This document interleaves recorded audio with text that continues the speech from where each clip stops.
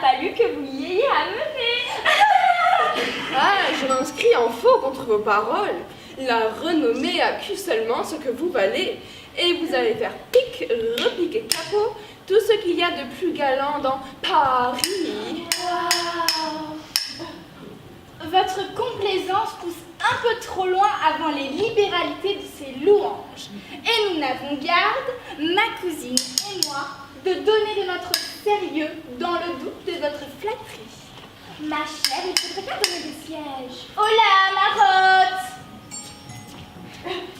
Dame, voiturez-nous ici les commodités de la conversation.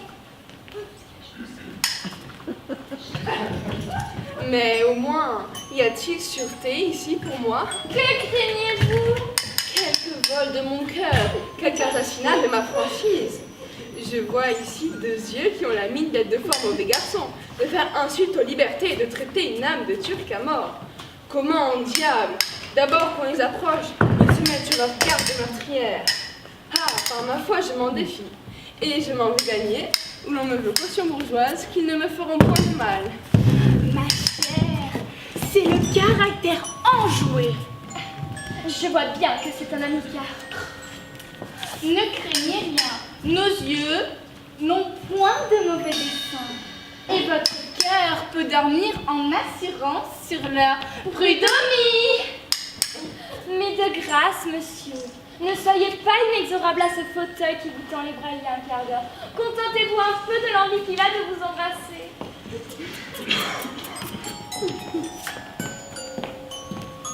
Eh bien, mesdames, que pensez-vous de Paris? Eh bien, il faut être l'antipode de la raison pour ne pas confesser que Paris est le grand bureau des merveilles, le centre du bon goût, du bel esprit et de la galanterie. Pour moi, je tiens que hors de Paris, il n'y ait point de salut pour les honnêtes gens. C'est une vérité incontestable.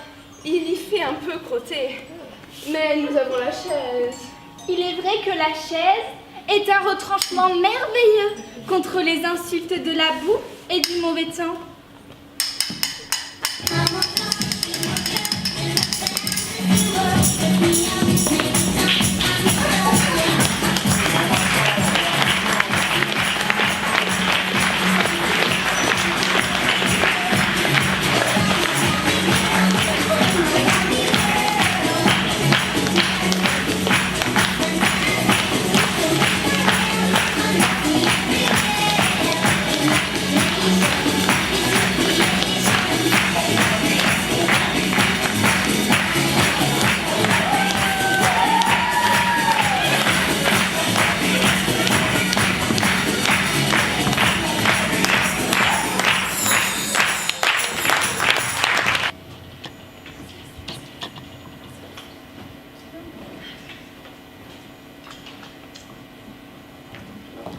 Eh bien, cousine, as-tu bientôt mis la dernière main à ton visage? Dis-moi, je te prie, comment me trouves-tu aujourd'hui? À charmer? J'ai beau arranger mes traits, il me semble qu'il y a toujours quelqu'un qui se révolte contre mon économie. Je t'assure que tu es d'un air à faire payer contribution à tous les cœurs de la ville.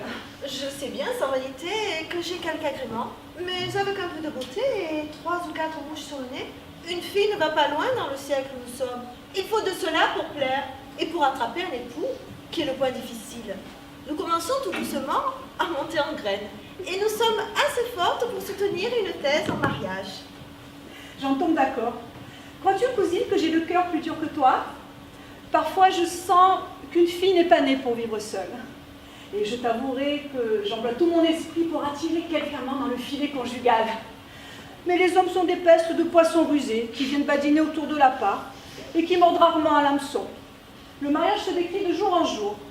Je crois pour moi que nous allons voir la fin du monde. Que tu es folle! Quoique le mariage soit guère la mode, le monde a beau faire. Il ne saurait se passer de nous. Je m'applique nuit et jour à autre chose. Je relève avec art les agréments que la nature m'a donnés. Et j'ajoute quelques brillants d'esprit au talent de la musique et de la poésie. Pour mes manières, elles sont douces et insinuantes. Et avec tout cela, point d'épuiseur. Mais que prétendent donc tous ces petits messieurs-là? C'est ce que je ne conçois pas. On sait bien qu'il y a de ces avances et qui accrochent parfois. Mais vous en aurez menti, messieurs les soupirants. Et si j'accorde quelques faveurs, ce ne sera que par devant notaire et en vertu d'un bon parchemin bien signé. Cependant, ce n'est pas si difficile d'engager un homme. Savoir glisser un billet dans son temps, marcher sur le pied de l'un, tendre la main à l'autre, se brouiller avec celui-ci, se réconcilier avec celui-là. Crois-moi, avec ce petit manège-là, il faut bon gré mal gré que quelques bêtes donnent dans les poils.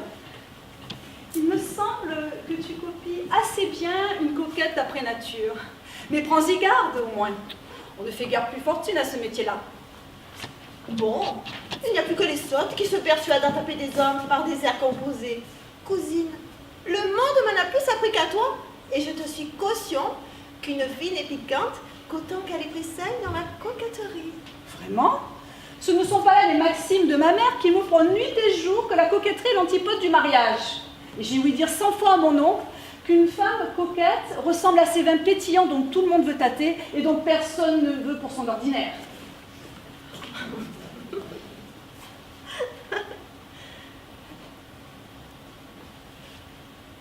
Tu reverras. Mais C'est en verre? Ah, mais c'est ma folie, ma petite. Allez, allons-y. portrait d'une coquette ou la vraie morale d'une fille à marier? Une fille qui veut se faire un époux parmi ses amants doit changer à tous les moments de visage, de manière, tantôt d'un air modeste et l'autre d'un cœur sous un faux semblant de sagesse, et tantôt rallument un feu de belle humeur. Elle y porte à la fois la joie et la tendresse. Elle sait finement un mélange heureux d'élaver la douceur avec la rudesse. Du frein, une l'éperon, usant avec adresse. Souvent que l'animal est vif,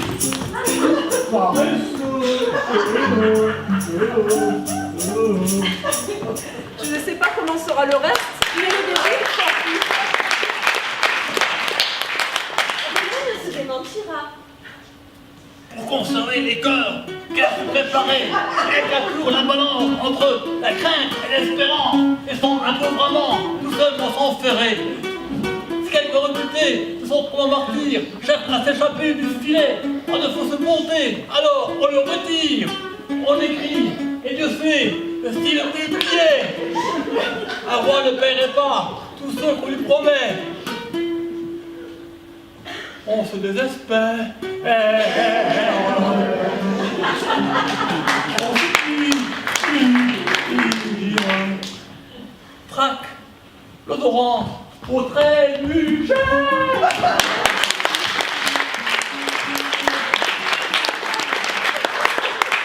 Oh, trébucher?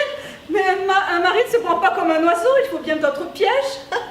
Je te dis qu'en amour, ils sont signés qu'une fille qui sait un peu son métier en va duper 30 à la fois. Lui parle-t-on d'amour? Encore?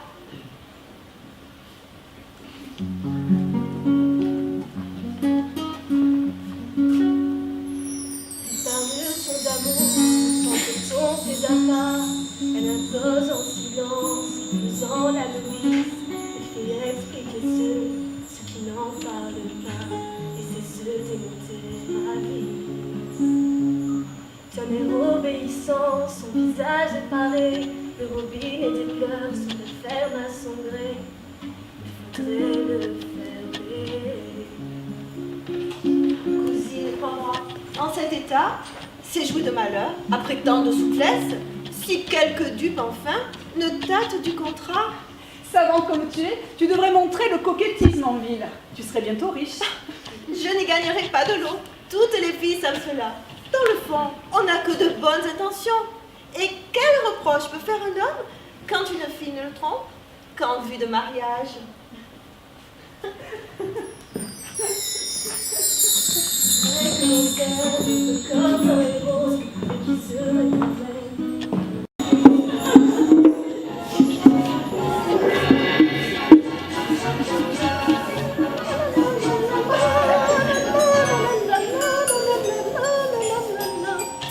Ici, on dépoussière les textes. Et zou! Ce joli bouquet virginal est levé sur la tête d'une belle fille et doux à l'œil amoureux d'un époux. Que mesures-tu donc là, mon fils? Oh, je regarde ma petite Suzanne, si ce beau lit que Monseigneur nous donne aura bonne grâce ici. Dans cette chambre? Oh, il nous la cède. Et moi, je n'en veux point. Et pourquoi? Je n'en veux point. Mais encore? Elle me déplaît. On dit une raison? Si je ne veux pas dire. Oh, quand elles sont sûres de nous. Prouver que j'ai raison serait s'accorder que je puisse avoir tort. Es-tu mon serviteur ou non? Tu prends de l'humeur contre la chambre la plus commode du château et qui tient le milieu des deux appartements. La nuit, si madame est incommodée, elle sonnera de son côté. Ding ding. Et clac, en 2 pas, tu es chez elle.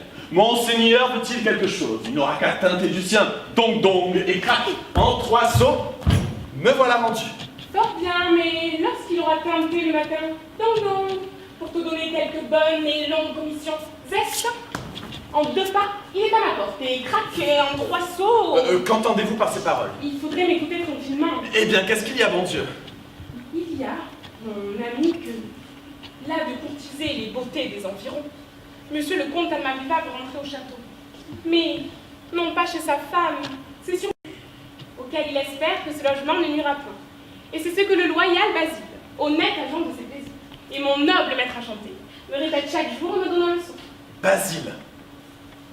Oh mon mignon, si jamais voler de bois vert appliqué sur une échine a dûment redresser la moelle épinière à quelqu'un. Tu croyais, bon garçon, que cette dot qu'on me donne était pour le beau yeux de tes mérites? J'avais assez fait pour l'espérer. Mais que les gens d'esprit sont belles. On le dit. Mais c'est qu'on ne veut pas le On croire. a tort. Apprends qu'il a destine à obtenir de moi, secrètement, certains quarts d'heure seul à seul, qu'un ancien droit du Seigneur, tu sais s'il était... Oh, je le sais tellement que si monsieur le comte, en se mariant, n'eût pas aboli ce droit honteux, jamais je ne t'eusse épousé dans ces Eh domaines. bien, s'il a détruit, il s'en repent, et c'est de ta fiancée qu'il veut le racheter en secret aujourd'hui. Ma tête s'amollit de surprise et mon front Ne fertilisé. le frotte donc pas. Quel danger! Eh bien, s'il y venait un petit bouton, des gens superstitieux... Tu ris, friponne. Mais s'il y avait un moyen d'attraper ce grand trompeur, de le faire donner dans un bon piège et d'embaucher son or, De l'intrigue et de l'argent. Te voilà dans ta sphère. ce n'est pas la honte qui me retient. La crainte? Oh, ce n'est pas d'entreprendre quelque chose de dangereux, mais d'échapper au péril en le menant à bien. Car d'entrer chez quelqu'un la nuit, de lui souffler sa femme, et d'y recevoir 100 coups de fouet pour la peine, il n'est rien de plus aisé. 1000 sauts qu'aucun l'ont fait. Suzanne! Voilà Madame Émilie. Elle m'a bien recommandé d'être la première à lui parler le matin de mes noces. Oh, mais y a-t-il encore quelque chose là-dessous? Le berger dit que cela porte bonheur aux épouses délaissées. Adieu mon petit Figaro, rêve à notre affaire. Oh, pour m'ouvrir l'esprit, donne-moi un petit baiser. Ah mon amant, aujourd'hui je t'en souhaite, mais quand dira demain mon mari? Eh bien, Oh, c'est que tu n'as pas idée de mon amour. quand ça serait important de m'en parler du matin au soir. Quand je pourrais vous le prouver du soir jusqu'au matin. Voilà votre baiser, monsieur, je n'ai plus rien à dire. Oh, mais ce n'est pas ainsi que vous l'avez reçu. Figaro, Figaro, Figaro. Donne vedete solo nel cor, donne vedete solo nel Ah, Suzanne, depuis 2 heures, c'est le moment de te trouver seule. Hélas, tu te maries, et moi, je vais partir. Comment mon mariage éloigne-t-il du château le premier page de Monseigneur? Suzanne, il me renvoie. Chérubin, quelle sottise! Il m'a trouvé hier soir chez tes cousines Planchette, à qui je faisais répéter son petit rôle d'innocente pour la fête de ce soir. Il s'est mis dans une fureur. Il dit sortez, petit. Je n'ose pas prononcer devant une femme le gros mot qu'il m'a dit. Sortez et demain vous ne coucherez pas au château. Si ma belle marraine ne parviennent pas à l'apaiser, c'est fait, Suzanne. suis à jamais privé du bonheur de te voir. De me voir, moi, c'est mon tour. Ce n'est donc plus pour ma maîtresse que vous soupirez en secret. Ah, Suzanne, quelle noble et belle. Mais quelle imposante. C'est-à-dire que je ne le suis pas et qu'on peut oser avec moi. Tu sais combien, méchante, je n'ose pas oser, mais que tu es heureuse. À tout moment, la voir, la lui parler, l'habiller le matin, la déshabiller le soir, épingle par épingle.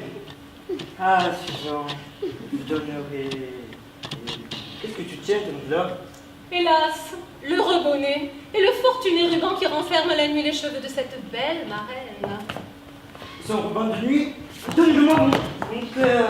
Et que non pas. Son cœur, comme il est familier donc, si ce n'était pas un morveux sans conséquence. Ah, le ruban.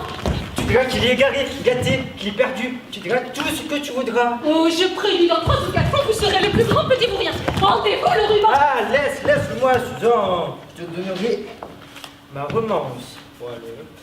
Et pendant que le seul souvenir de ta belle maîtresse attristera tous mes moments, le tien y versera le seul rayon de joie qui puisse encore amuser mon cœur. Amusez votre cœur, petit scélérat. Vous croyez parler à votre fanchette? On vous surprend chez elle. Et vous soupirez pour madame. Et vous m'en comptez un mois par-dessus le marché? Oh, c'est vrai, Seigneur. Je ne suis plus ce que je suis. Depuis quelque temps, je sens ma poitrine agitée. Mon cœur palpite devant le seul aspect d'une femme. Et les mots amour et volupté le font tressaillir et le trouillent. Et enfin, le besoin de dire à quelqu'un je vous aime est devenu pour moi si pressant. Je le dis tout seul, en courant dans le parc, à ta maîtresse, à toi, aux arbres, aux nuages, au vent qui les emporte avec mes paroles perdues. Hier, j'ai rencontré Marceline. Pourquoi non? Les femmes, les filles, une femme, que ces noms sont doux, qui sont intéressants. Il devient fou. Fanchette est douce, elle m'écoute au moins. Tu ne l'es pas, toi. C'est bien dommage. Écoutez donc, monsieur. Ah oui, tu vois, tu avec ma vie. Si tu n'es pas contente du prix, je joindrai 1000 baisers. Oui, 1000 soufflets si vous approchez. Je vais m'en plaindre à madame. Et loin de supplier pour vous, je dirai moi-même à monseigneur. C'est bien fait, monseigneur. Chassez-nous ce petit voleur. Renvoyez à ses parents un petit mauvais sujet qui se donne les airs d'aimer madame et qui veut toujours m'embrasser par contre-coup. La la la la la la la la la. Mais vouloir au public immoler ce qu'on aime.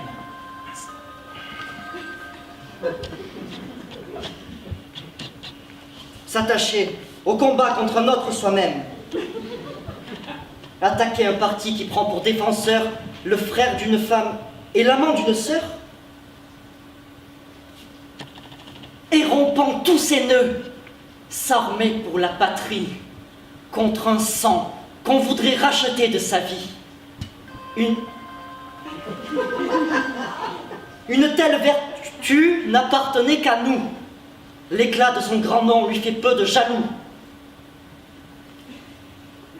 Et peu d'hommes au cœur l'ont assez imprimé pour oser aspirer à tant de renommée. Horace, Pierre. Pierre, t'es qu'un sale cul.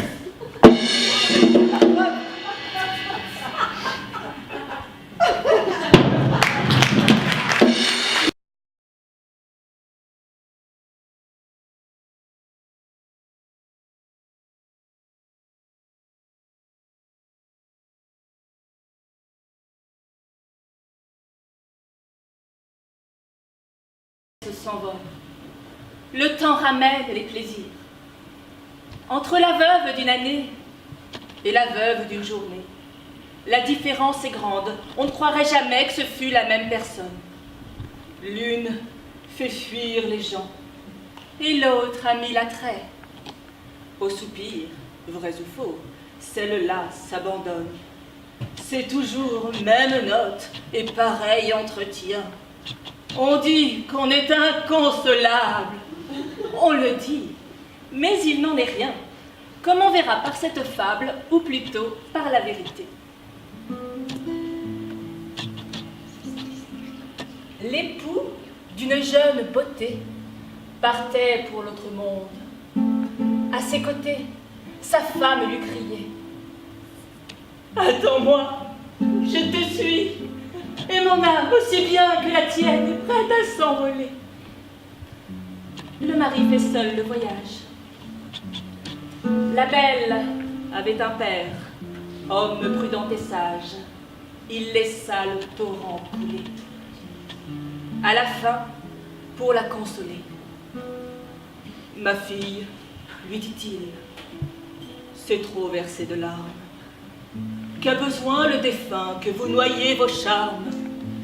Puisqu'il est des vivants, ne songez plus aux morts. Je ne dis pas que tout à l'heure une condition meilleure changeant des noces ses transports, mais après certain temps, souffrez qu'on vous propose un époux beau, jeune, bien fait, toute autre chose que le défunt. Ah, dit-elle aussitôt, un cloître est l'époux qu'il me faut. Le père lui laissa digérer sa disgrâce. Un mois de la sorte se passe. L'autre mois, on l'emploie à changer tous les jours quelque chose à l'habit, au linge, à la coiffure. Le deuil enfin sert de parure en attendant d'autres atours. Toute la bande des amoureux revient au colombier. Les jeux, les rires, la danse ont aussi leur tour à la fin. On se plonge soir et matin dans la fontaine de jouvence. Le père ne craint plus ce défunt, tant chéri. Mais, comme il ne parlait de rien à notre belle, où donc est le jeune mari que vous m'avez promis, dit-elle.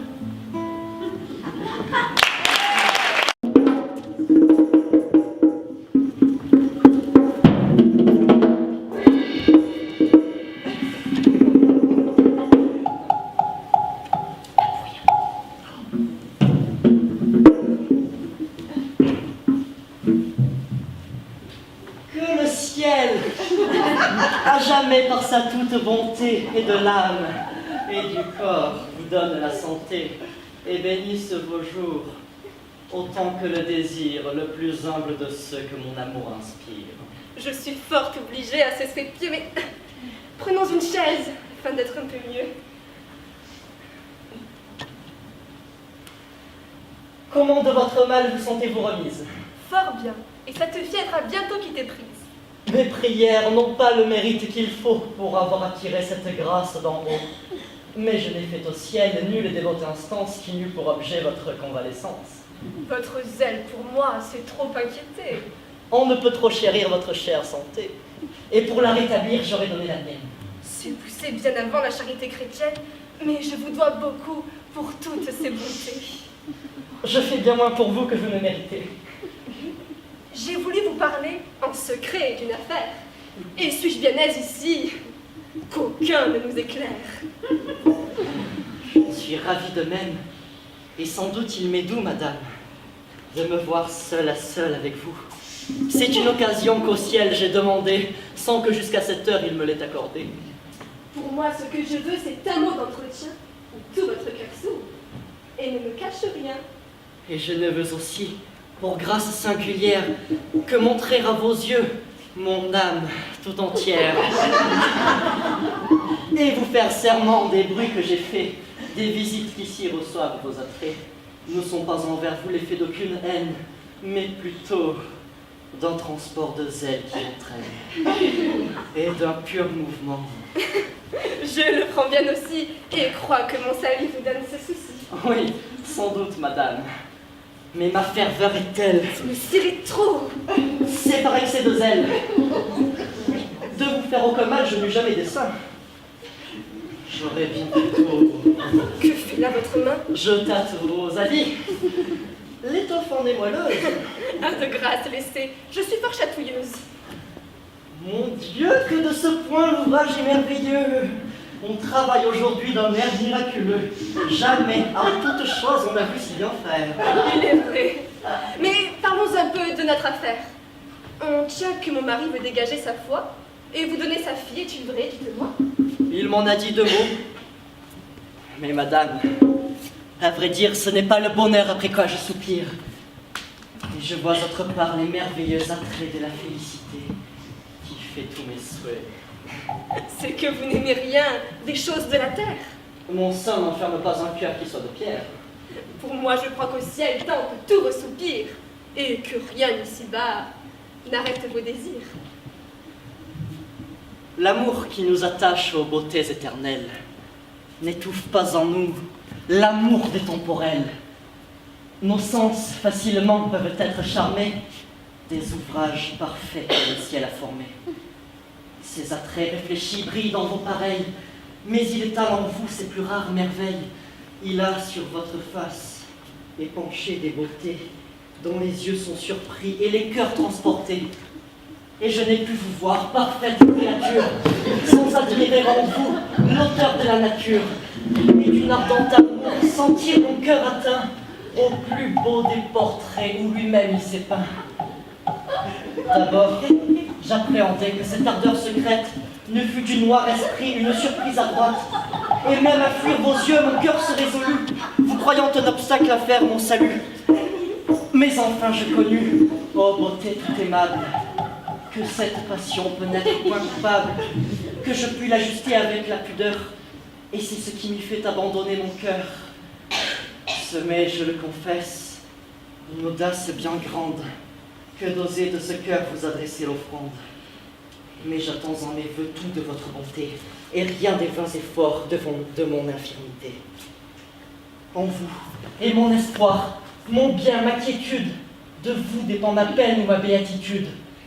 Et je vais être enfin par votre seul arrêt, heureux si vous voulez, malheureux s'il vous plaît. La déclaration est tout à fait galante, mais ça l'est à vrai dire un peu bien surprenante. Vous devriez, ce me semble, armer mieux votre sein et raisonner sur un pareil dessein. Un dévot comme vous et que partout on a... Ah, pour être dévot, je n'en suis pas moins somme. Et lorsqu'on donne la voix aux célestes apparts, un cœur se laisse prendre et ne raisonne pas. Je sais qu'un tel discours de moi paraît étrange, mais madame, après tout, je ne suis pas un ange. Et si vous condamnez l'aveu que je vous fais, vous devez vous en prendre qu'à vos charmants attraits.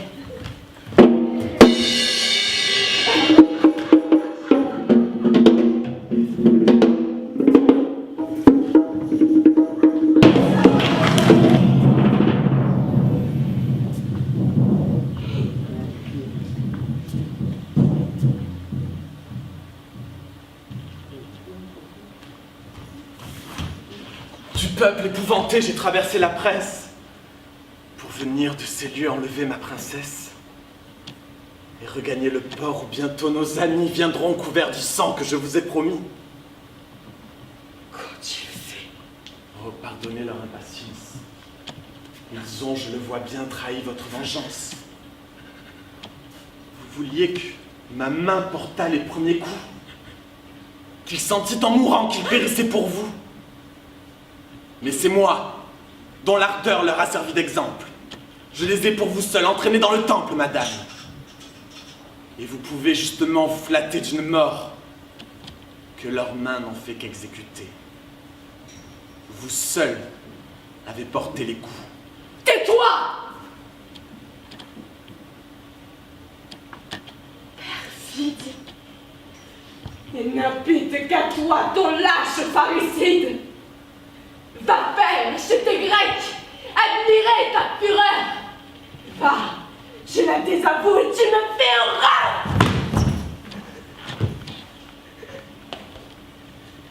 Barbare!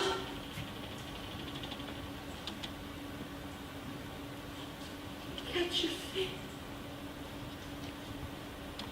Avec quelle furie as-tu tranché le cou? Avez-vous pu, cruel, l'immoler aujourd'hui sans que tout votre sang se soulevât pour lui?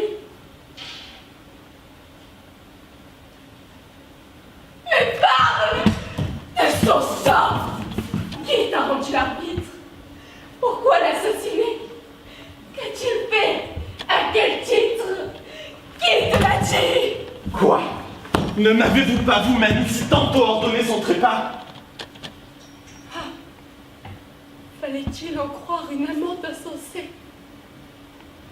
Ne devais-tu pas lire au fond de ma pensée? Et ne voyais-tu pas, dans mes emportements, que mon cœur démentait ma bouche à tout moment? Quand je l'aurais voulu, fallait-il y souscrire?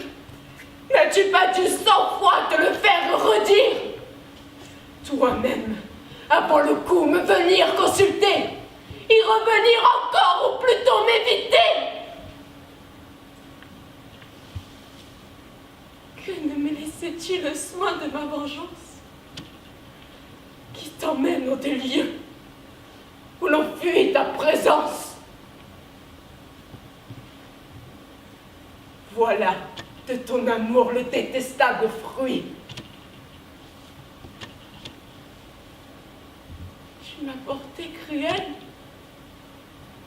Le malheur qui te suit, c'est toi, dont l'ambassade à tous les deux fatale, l'a fait pour son malheur penché vers ma rivale.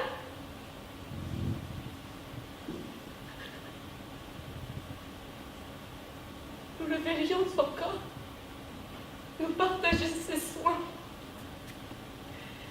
Il m'aimerait, peut-être. Il le donnerait du moins.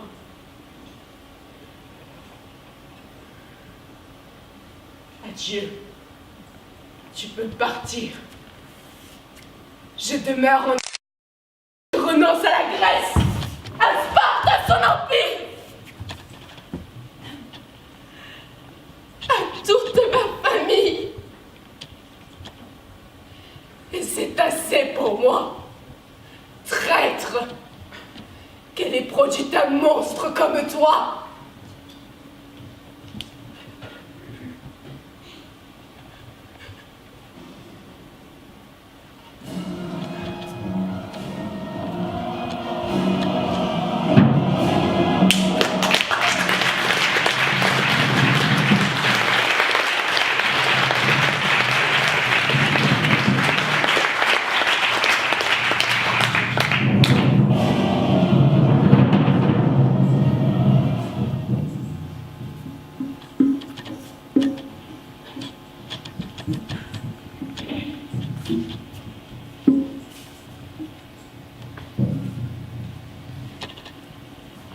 Et quoi, vous l'ignoriez?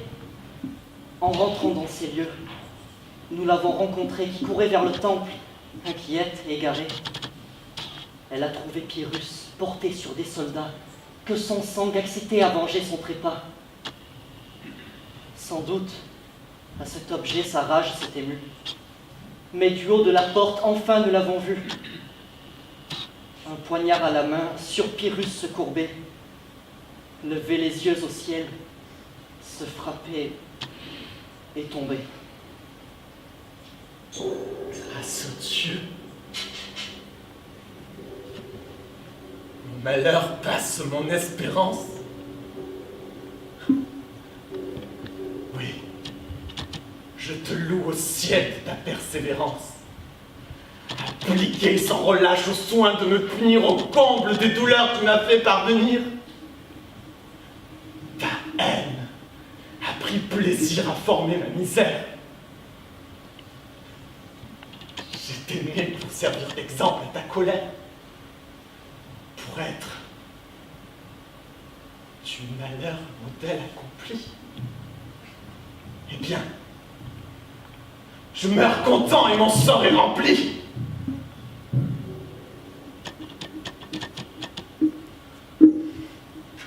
Où sont ces deux amants pour couronner ma joie?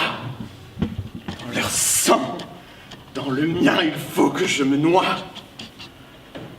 L'un et l'autre, en mourant, je les veux regarder. Réunissons trois cœurs qui n'ont pu s'accorder.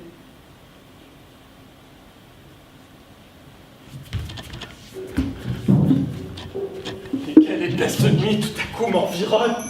De quel côté sortir? bien que je frissonne. Quelle horreur me saisit. Grâce au ciel, j'entrevois Dieu.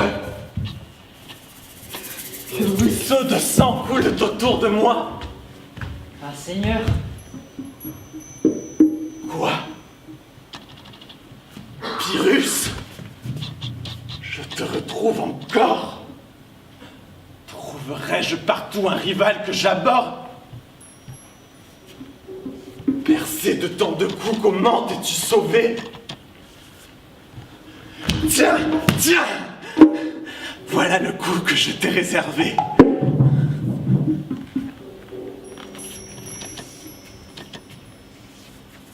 Mais que vois-je?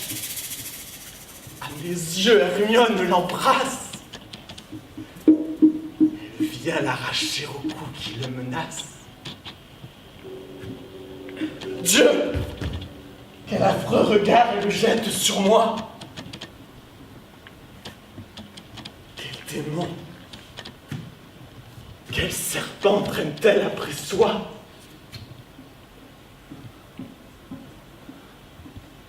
Eh bien, vieux d'enfer, vos mains sont-elles prêtes? Pour qui sont ces serpents qui sifflent sur vos têtes? À qui destinez-vous l'appareil qui vous suit?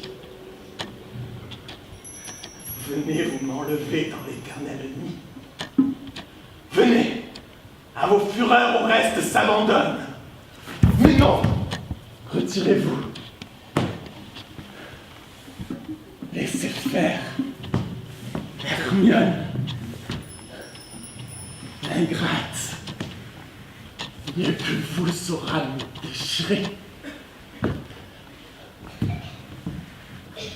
Et je lui porte enfin mon cœur à dévorer.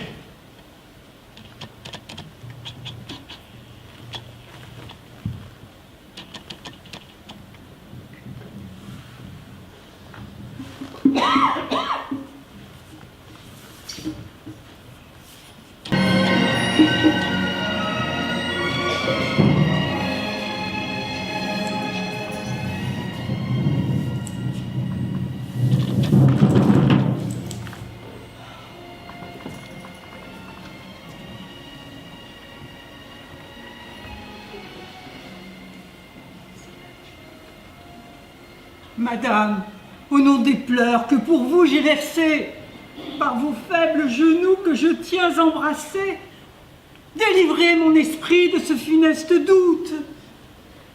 Tu le veux. Lève-toi. Parlez. Je vous écoute. Ciel, que lui vais-je dire? Et par où commencer? Par de vaines frayeurs, cessez de m'offenser. Ô haine de Vénus, ô fatale colère, dans quels égarements l'amour jeta ma mère? Oublions-les, madame. Qu'à tout l'avenir, un silence éternel cache ce souvenir. Ariane, ma sœur, de quel amour blessé vous mourûtes au bord où vous fûtes laissée? Que faites-vous, madame? Et par quel mortel ennui contre tout votre sang vous anime aujourd'hui? Puisque Vénus le veut, de ce sang déplorable, j'ai péri la dernière et la plus misérable. Aimez-vous? De l'amour, j'ai toutes les fureurs. Pour qui? Tu vas ouïr le comble des horreurs. J'aime. À ce nom fatal, je tremble, je frissonne, j'aime. Qui? Tu connais ce fils de l'Amazone, ce prince si longtemps par moi-même opprimé. Hippolyte? Ah, grand Dieu! C'est toi qui l'as nommé. Juste ciel! Tout mon sang dans mes veines se glace! Oh, désespoir! Oh, crime! Ah, déplorable race! Voyage infortuné, rivage malheureux, fallait-il approcher de tes bords dangereux? Mon mal vient de plus loin. À peine au fils d'Égée, sous les lois de l'hymen, je m'étais engagée. Mon repos, mon bonheur semblaient être affermis. Athènes me montra mon superbe ennemi. Je le vis, je rougis, je pâlis à sa vue. Trouble s'élevant, mon âme éperdue. Mes yeux ne voyaient plus. Je ne pouvais parler. Je sentis tout mon corps étransir et brûler. Je reconnus Vénus et ses feux redoutables d'un sang qu'elle poursuit, tourments inévitables. Par des vœux assidus, je crus les détourner. Je lui bâtis un temple et pris soin de l'orner. De victimes moi-même à toute heure entourées, je cherchais dans leurs flancs ma raison égarée, d'un incurable amour, remèdes impuissants. En vain sur les autels, ma main brûlait l'encens. Quand ma bouche implorait le nom de la déesse, j'adorais Hippolyte. Et le voyant sans cesse, même au pied des autels que je faisais brûler, j'offrais tout à ce Dieu que je n'osais nommer. Je l'évitais partout, au comble de misère. Mes yeux le retrouvaient dans les traits de son père. Contre moi-même, enfin, j'osais me révolter. J'excitais mon courage à le persécuter. Pour bannir l'ennemi dont j'étais idolâtre, j'affectais les chagrins d'une injuste marâtre. Je pressais son exil, et mes cris éternels l'arrachèrent du sein et des bras paternels. Je respirais Œnone, et depuis son absence, mes jours, moins agités, coulaient dans l'innocence. Soumise à mon époux et cachant mes ennuis, de son fatal hymen, j'ai cultivé les fruits. Vaine précaution, cruelle destinée, par mon époux lui-même à Trézène amené, j'ai revu l'ennemi que j'avais éloigné. Ma blessure trop vive, aussitôt assainie.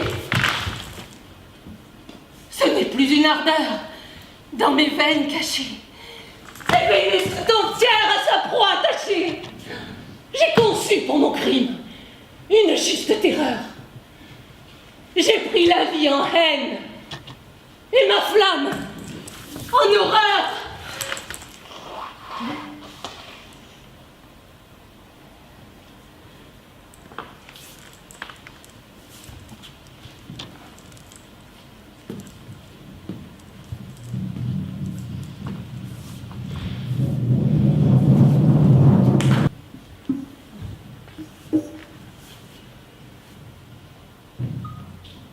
Sœur Jeanne, ayant fait un poupon, jeûnait, vivait en sainte fille, était toujours en oraison, toujours ses sœurs à la grille.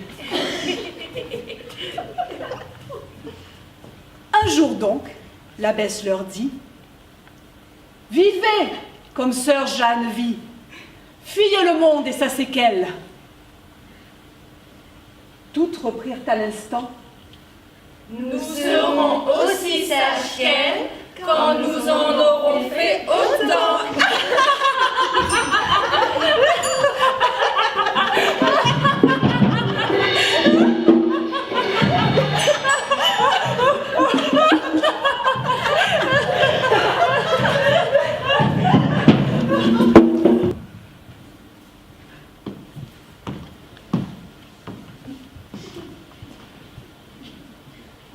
C'est sur le mariage où ma mère s'apprête que j'ai voulu, monsieur, vous parler tête à tête.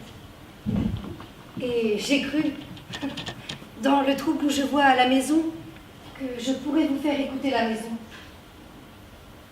Je sais qu'avec mes vœux, vous me jugez capable de vous porter en dot un bien considérable.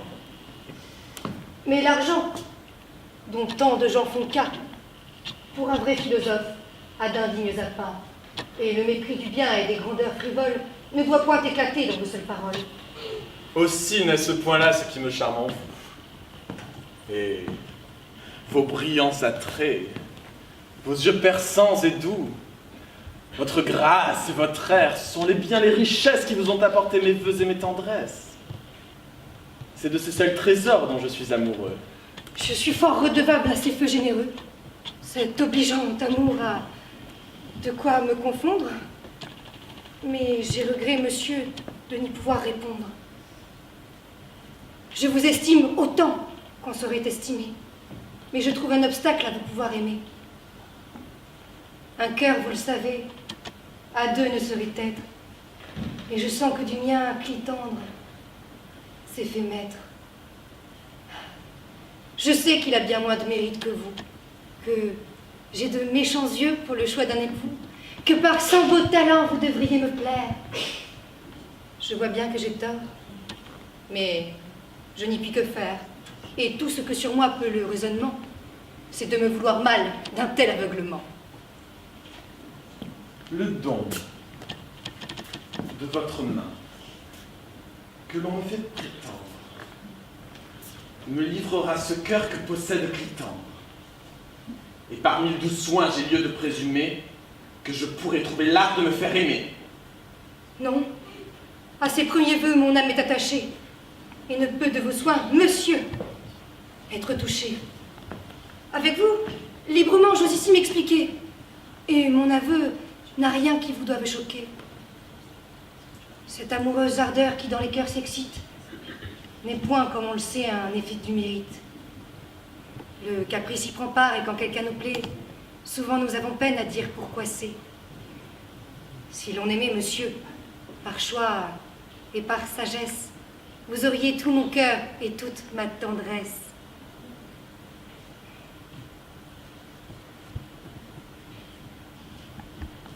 Ne vous servez point de cette violence que pour vous, on veut faire sur mon obéissance. Quand on est honnête homme, on ne veut rien devoir à ce que des parents ont sur nous de pouvoir. On répugne à se faire immoler ce qu'on aime. Et l'on ne veut d'un cœur que de lui-même. Ne poussez point ma mère à vouloir, par son choix, exercer sur mes vœux la rigueur de ses droits. Ôtez-moi votre amour et portez à quelque autre les hommages d'un cœur aussi cher que le vôtre. Le moyen que ce cœur puisse vous contenter. Imposez-lui des lois qu'il puisse exécuter. De ne vous point aimer peut-il être capable, à moins que vous cessiez, madame, d'être aimable et d'étaler aux yeux vos célestes appâts. Eh, monsieur, laissons là ce Galimatia. Vous avez tant d'Iris, de Phyllis, d'Amarante, que partout dans vos vers vous peignez si charmante, et pour qui vous jurez tant d'amoureuses ardeurs. C'est mon esprit qui parle, et ce n'est pas mon cœur. Tel on ne me voit amoureux qu'en poète. Mais jamais tout de bon l'adorable Henriette. Et de grâce, monsieur. Si c'est vous offenser, mon offense envers vous n'est pas prête à cesser. Cette ardeur, jusqu'ici de vos yeux ignorés, vous consacre des vœux d'éternelle durée.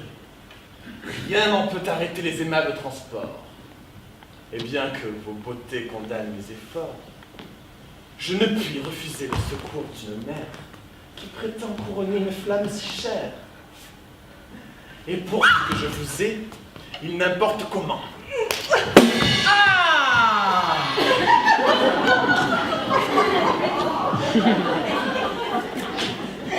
Mettons-nous ici pour écouter à l'aise ces vers comme Otamo et les besoins qu'on perd. Je brûle de les voir, et l'on s'en meurt chez nous. Ce sont charmes pour moi que ceux qui parlent de vous. Ce met une douceur à nul autre pareil. Ce sont repas friands qu'on donne à mon oreille. Ne faites point languir de si pressants désirs. Dépêchez. T'es faites tôt. Hâtez nos plaisirs. Ne... Hélas, c'est un enfant tout nouveau-né, madame. Et son sort assurément a lieu de vous toucher. Et c'est dans votre cour que j'en viens d'accoucher. Pour me le rendre cher, il suffit de son père. Votre approbation lui peut servir de mère. Il a l'esprit. Oh là! Pourquoi donc fuyez-vous? C'est de peur de troubler un entretien si doux. Approchez et venez de toutes vos oreilles prendre part au plaisir d'entendre des merveilles. Je sais peu les beautés de tout ce qu'on écrit, et ce n'est pas de mon fait que les choses d'esprit. N'importe. Aussi bien, je vous dire ensuite, un secret dont il faut que vous soyez instruite. Les sciences n'ont rien qui vous puisse enflammer. Et vous ne vous piquez que de savoir charmer. Aussi peu l'un que l'autre, et je n'ai nulle envie. Songeons à l'enfant nouveau-né, je vous prie. Allons, petit garçon, vite de quoi s'asseoir.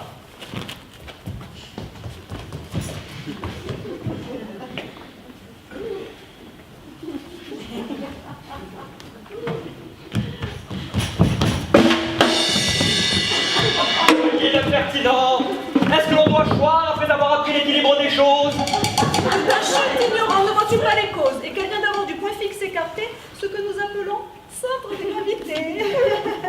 Je m'en suis aperçu, madame, étant par terre. Le lourdeau. Bien lui prendre de n'être pas de verre.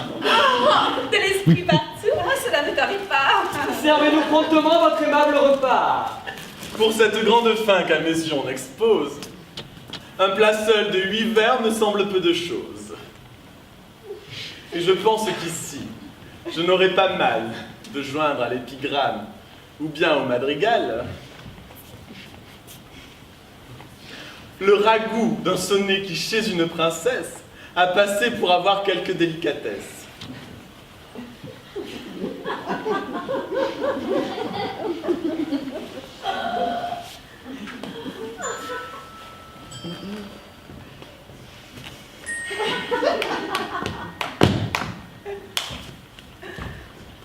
Il est de salatiques assaisonné partout. Et je crois, madame, que vous le trouverez d'assez bon goût. Ah, je n'en doutais point. Donnons vite audience. Je sens d'aise mon cœur tressaillir par avance. J'aime la poésie avec entêtement, et surtout quand les vers sont tournés galamment. Si nous parlons toujours, il ne pourra rien dire. Sonne! Silence, ma nièce. Laissez-le donc lire. Sonnet à la princesse Uranie. Oh. Sur sa fièvre. Oh. Votre prudence est endormie. De traiter magnifiquement et de loger superbement votre plus cruel ennemi. Oh, le joli début. Qu'il a le tour galant, Lui seul des vers aisés possède le talent. La prudence endormie. Il faut rendre les armes.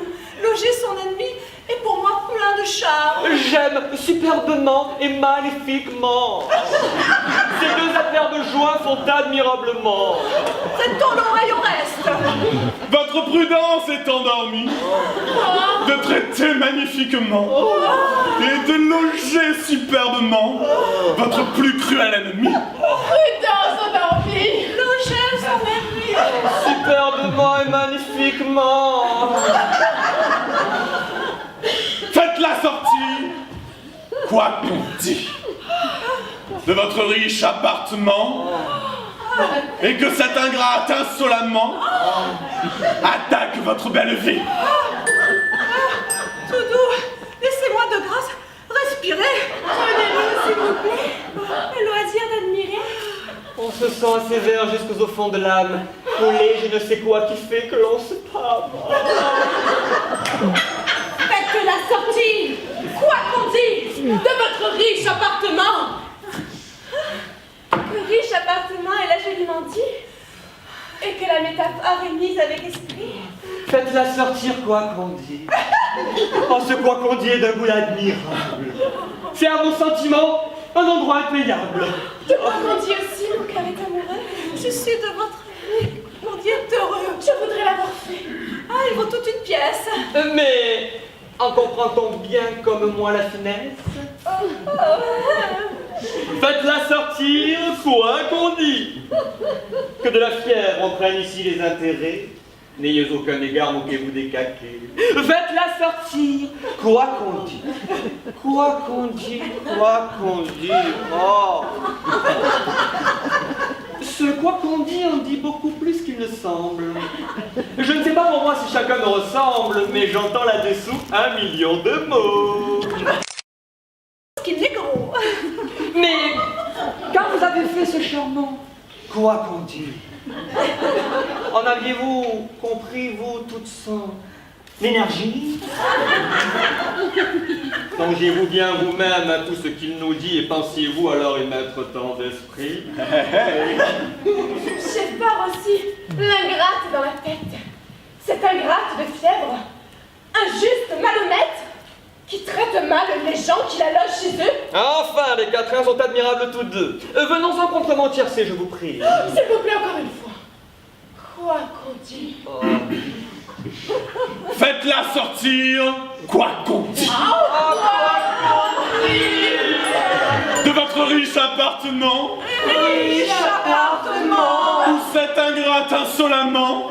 Cette ingrate de bien attaque votre belle vie. Votre belle vie. Et nuit et jour vous faites outrage. Si vous la conduisez au pain, sans la marchander davantage, noyez-la de vos propres mains. On n'en peut plus. On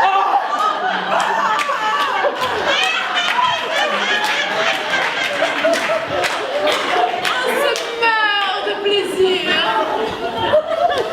Je mille doux frissons vous vous sentez saisir. Si vous la conduisez au bain, Sans la marchander davantage. Noyez-la de vos propres mains. De vos propres mains, là.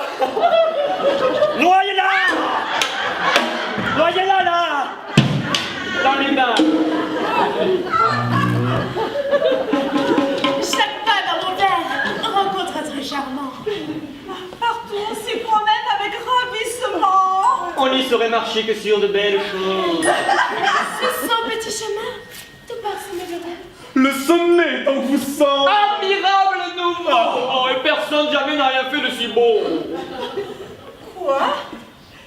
Sans émotion pendant cette lecture? Vous faites la manière une étrange figure. Chacun fait ici-bas la figure qu'il peut, ma tante. Et bel esprit ne l'est pas qui veut. Peut-être que mes vers importunent madame. Point, je n'écoute pas. Ah, voyons l'épigramme.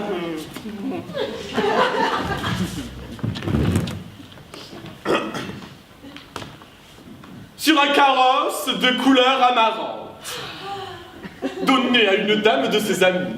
Ces titres ont toujours quelque chose de rare. Sans votre trait d'esprit, leur nouveau-t-il prétard? L'amour a chèrement vendu mon lien.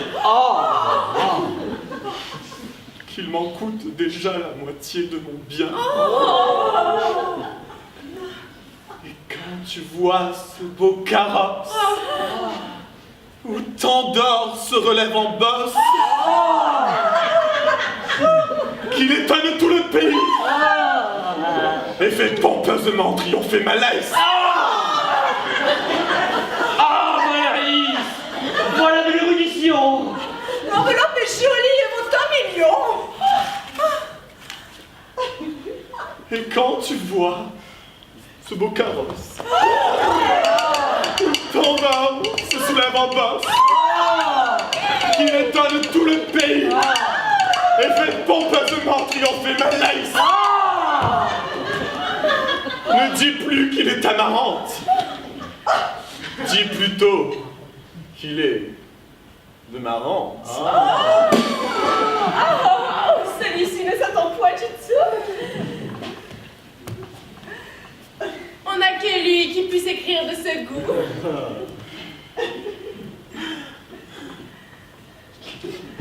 Je ne sais du moment que je vous ai connu, si sur votre sujet j'eus l'esprit prévenu, mais j'admire partout vos vers et votre prose. Si Si vous vouliez de vous nous montrer quelque chose, à notre tour aussi, nous pourrions admirer. Je n'ai rien fait en vers, mais j'ai lieu d'espérer que je pourrai bientôt vous montrer, en ami, 8 chapitres du plan de notre académie. Ouais bébé, alors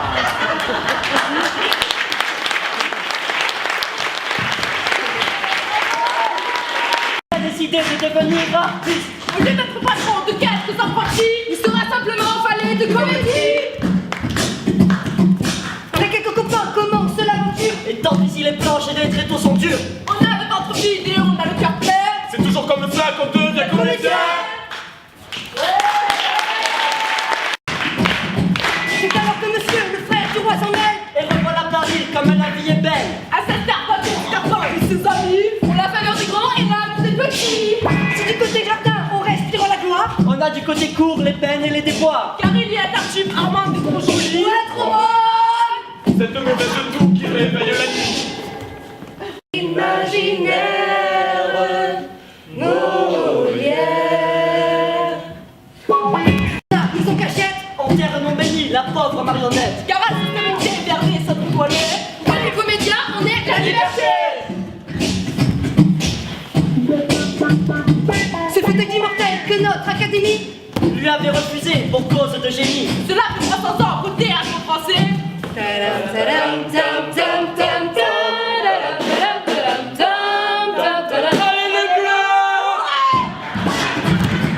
On le garde pourtant, mais de plusieurs années. Molière comme jamais, Molière comme jamais, Molière comme jamais, Molière comme jamais, Molière comme jamais.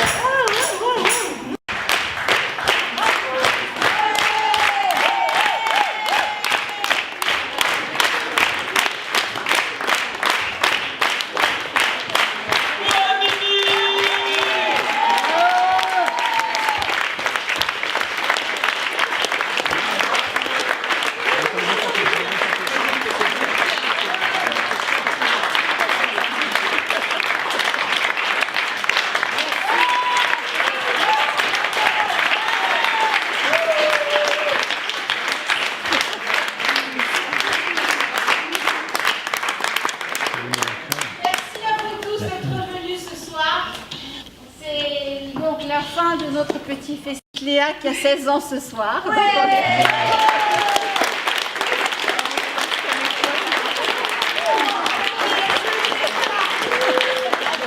Je voudrais vous dire bravo à tous parce que c'était vraiment un beau travail et c'était pas facile. Je vous ai un peu malmené, mais ça va. Oui. Super. Voilà. Merci à tout le public de nous avoir suivis.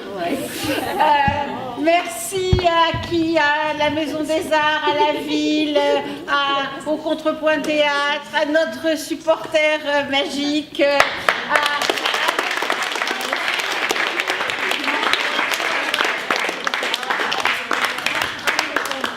merci à Patricia Lazzaro, la publique classique qu'elle a famille.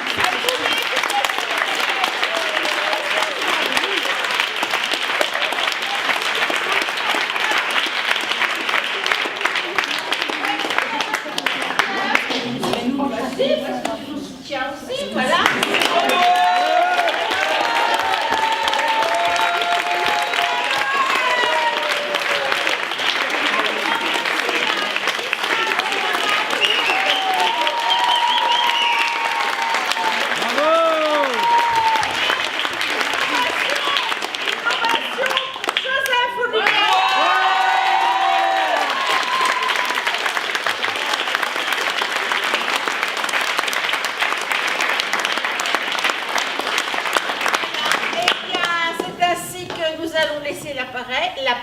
L'appareil aussi. C'est à